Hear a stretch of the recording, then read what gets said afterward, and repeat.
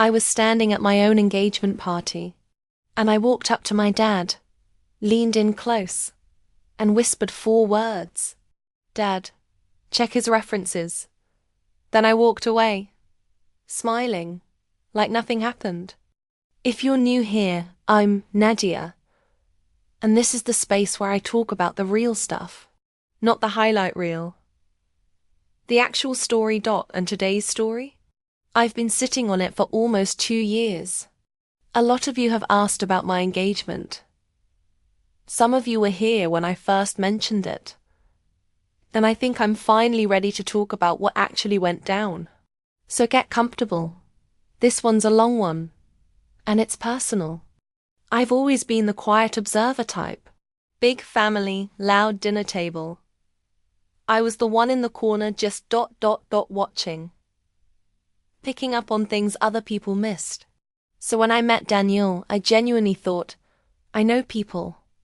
I've got good instincts. This one's different. He was 32. Operations manager at a logistics company. Confident, well-spoken, remembered everyone's name. I thought so too. The engagement party was at my aunt's place. Big backyard. String lights, maybe 60 people. It looked like something out of a Pinterest board. Held my hand the whole night. I remember thinking, okay, this is it. This is the person. And then about an hour in, something shifted in me. And I went to find my dad. Here's what nobody in that backyard knew. 3 weeks before that party, I had found something out. Daniel had been engaged before. He never told me.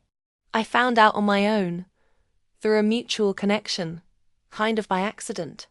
His ex had described it later to a friend, and the word she used was control. But the slow, quiet kind. The kind that looks like love from the outside.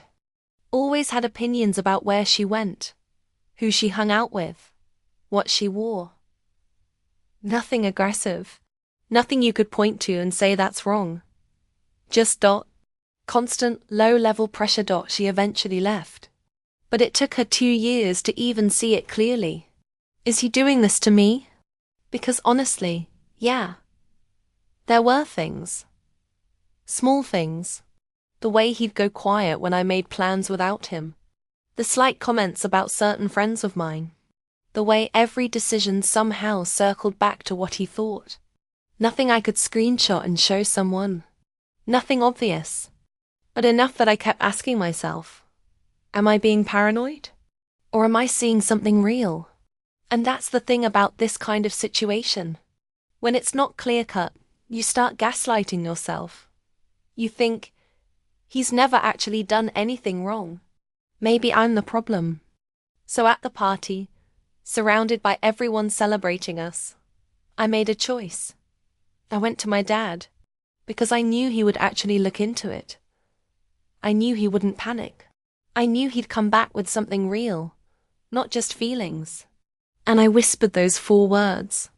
And then I walked away. Because if I stayed another second, I would have talked myself out of it by morning. A few weeks later, my dad called and asked me to lunch. Just us. We went to this diner we've been going to since I was like 12. He sat across from me and told me everything he'd found out. Calmly. No drama. Just facts. And I just listened. When he finished, I was quiet for a while. And then I said, I know. I've known for 3 weeks. I just needed someone else to see it. Because I couldn't tell if I was going crazy. And my dad reached across the table and held my hand.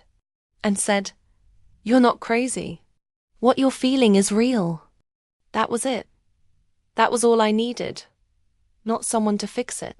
Not someone to confront Daniel. Not someone to make the decision for me.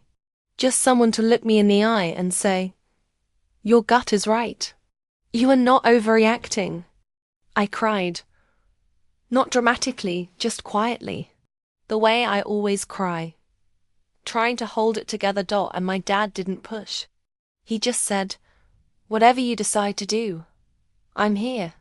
If you want to end it, I'll help you do that safely. If you need more time, I'm not going anywhere. But I want you to know, your instincts are correct. 20-something years of knowing this man. And that was the most important thing he's ever said to me. 6 weeks after that lunch, I ended the engagement. No big blow-up.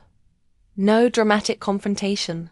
I sat Daniel down, told him it was over, gave back the ring, and that was that. He was blindsided, hurt, and honestly, I get it. Because he wasn't a monster. That's the hardest part to explain to people. He wasn't some obvious villain. He was a complicated person with a pattern he probably didn't even fully recognize in himself. But I couldn't build a life around hoping the pattern would stop. He was blindsided, hurt, and honestly, I get it. Because he wasn't a monster. That's the hardest part to explain to people. He wasn't some obvious villain.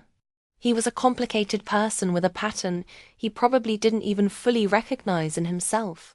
But I couldn't build a life around hoping the pattern would stop. The months after were rough. I'm not going to sugarcoat it. Grief is grief, even when you know you made the right call. I leaned hard on my friends, my therapist, my mom. And slowly, the way it always happens when you actually do the work, I came back. Not back to who I was before. To something better. Someone who actually trusts herself.